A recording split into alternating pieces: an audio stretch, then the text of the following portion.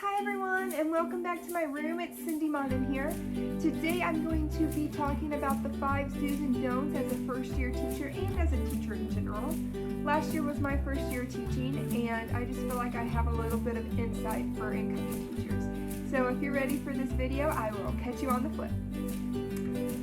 Alright, so welcome back. Like I said before, we're going to be talking about the 5 do's and don'ts as for a first year teacher or as a veteran teacher even. So I want to go ahead and start with the 5 don'ts because as teachers we're programmed to do. So my first one is do not spend a lot of money until you get to your classroom.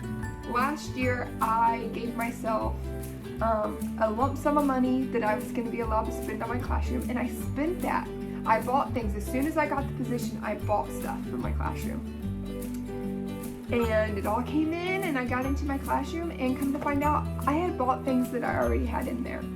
I walked into a classroom that had had 3 or 4 different teachers before me in the past 6 years, and the special education department had a huge lump sum of money that they were spending every year. So there were so many resources. I actually have 2 classrooms if you've seen my videos before.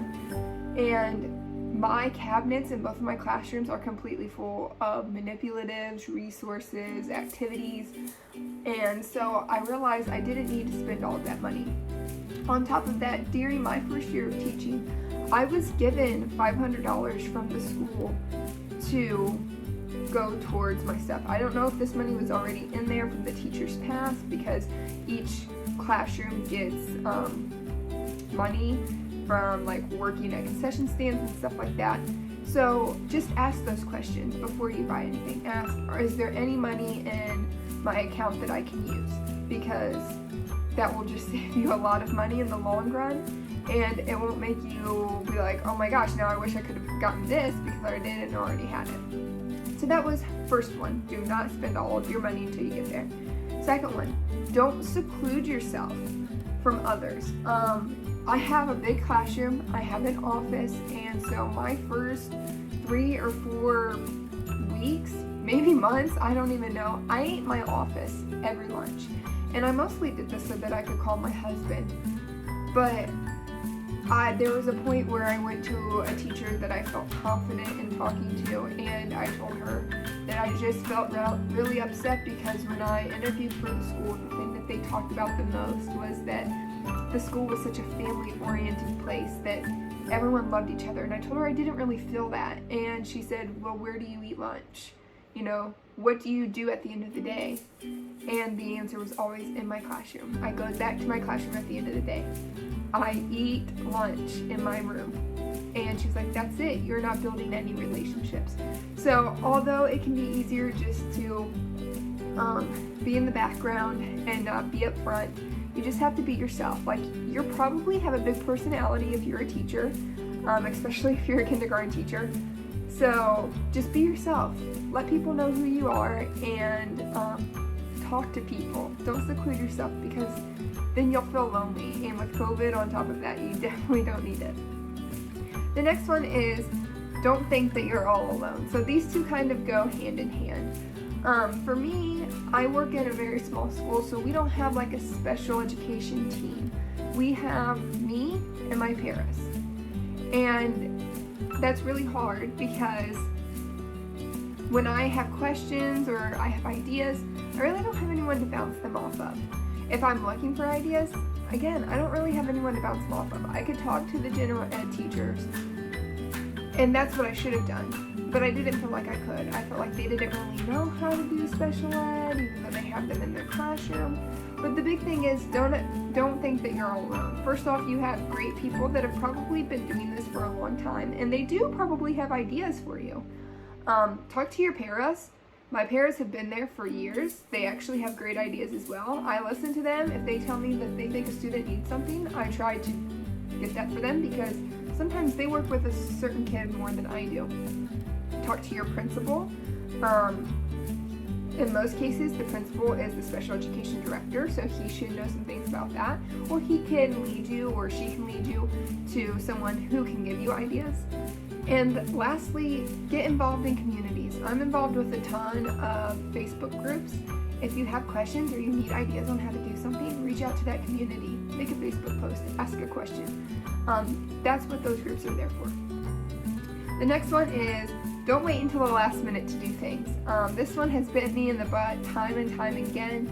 With special education specifically, you have IEPs and those are due every year on the dot.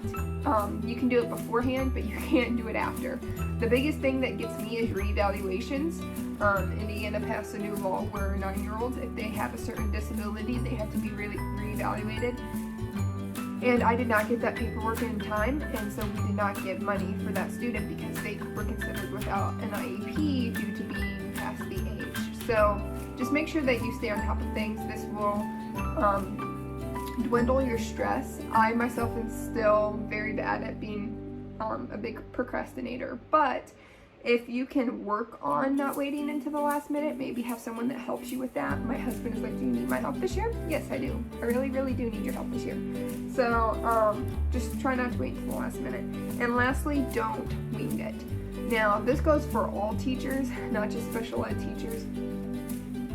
I have met teachers in my life who don't know what they're teaching until the bell rings at 8 a.m. for school to start. And that's an issue. Not only are you stressing yourself out because you're coming in so early to figure that out, but also you're not providing your students with the best education possible. You're just half doing it. And honestly, maybe teaching isn't your thing. If you're gonna do that, I will say last year it got hard and there were times where I was winging it. And instead of winging it, I turned to making it as easy as possible for me, which wasn't as good for my students. They were still getting what they needed, but it wasn't in an engaging, intriguing way. So, in my opinion, it's best to make it boring than to just wing it. Because winging it, you can miss out on a ton of standards that aren't really there for your kids. So, those are my 5 don'ts. Now let's talk about the do's. The do's is build a relationship with others, specifically the administration. This is important. It's also important that you build relationships with your janitors and your cafeteria people. There's so many times that I have seen teachers who didn't bring lunch, they go down to the cafeteria and they just get lunch. And that doesn't happen. Schools don't just give their teachers lunches. That's because the cafeteria people have a good relationship with you. Janitors, if you talk to them, you're kind, they are nice to you. They will make sure your room is clean. They will make sure you have what you need when you need it. It's really great when you can build a relationship with people. And the administration, build a relationship with them. They are the people in charge. And if you want something done and you don't have a relationship with them, good luck. But if you have a relationship with them, you're probably set. Alright, the next do is be confident in what you do. Now, I am normally a confident person, but when I walked into this position, I was the youngest person here, and I was straight from college, and I felt like I absolutely knew nothing. I felt very down on myself about my education, and I let that be known. I let teachers walk all over me. I let myself feel inferior to them, and that's not okay. You need to be confident. First off, especially if you're a special education teacher, you have to be confident and you can't let them walk all over you because your kids need their services. Your kids need what they need, and if it doesn't fit with their schedule, it doesn't matter. They come first. Their IEP comes first, and you have to stand up for them. If you're not going to be confident for yourself and stand up for yourself, be confident so that you can stand up for them. My next one is work hard, but don't work too hard. You definitely need to take some time for yourself, but work hard for your kids. I know that's crazy, but it is. And in return, when you see them grow because of your hard work, that makes you feel good about yourself on the inside. So work hard, but make sure that you have a cutoff point, Make sure every day you tell yourself at 5 o'clock, I'm done. And that's it. You don't do anything else after 5. Have a point where, nope, this is my time. Keep learning through PDs is another do. First off, as a first year teacher, some of you might not know this, When you get your first initial teaching license, you don't have to have any professional development. When you go to renew that, whether it be a year later or 2 years later, whatever it is in your state, you have to show that you were involved in professional development for so many hours. Now, I didn't know this. Luckily, I have 2 years of my initial license. And luckily, my first year, I was very active in professional development, even though I didn't mean to. I was requested to be the school dyslexia specialist, so I had to get certified in that, which was 30 hours, and I need 60 hours. So I'm halfway there. But just keep learning through PDs, not only to better yourself, but to make sure that you can get that license again when you need to renew your license.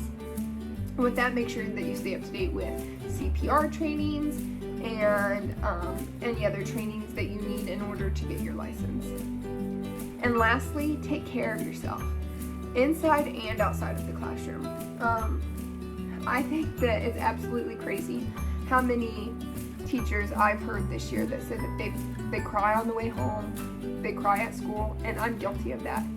And it's because we don't take care of ourselves. We think that no one else can do our jobs, that we're the only ones that can do it, and that's just not true. We think they can't get a sub, there's no subs. Oh well, like they'll figure it out. You take care of you. No one else can take care of yourself better than you can. A teacher told me, a college professor told me that when I was in college. And so if you need a day off, you need a day off. It doesn't matter why. You know, if you want to lie and say it's a doctor's appointment, go for it. But if you need a day off, you take it.